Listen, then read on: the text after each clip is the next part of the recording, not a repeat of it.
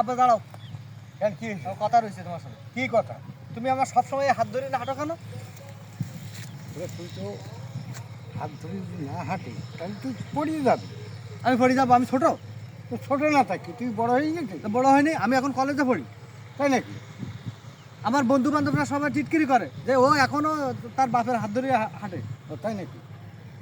হ্যাঁ আচ্ছা ঠিক আছে, তাহলে যা, তোর হাত ছেড়ে দিচ্ছি, তুই যা। হ্যাঁ ঠিক আছে, আমি আমার মতো যাবো।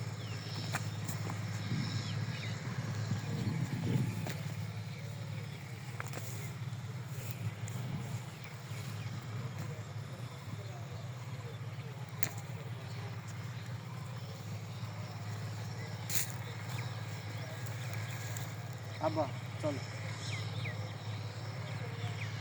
কি ব্যাপার, তুই আবার আমার হাত ধরলি কেন?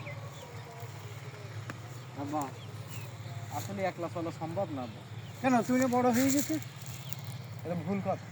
তাই শোন, বাপের কাছে সন্তানরা কোনো সময়ই বড় হয় না।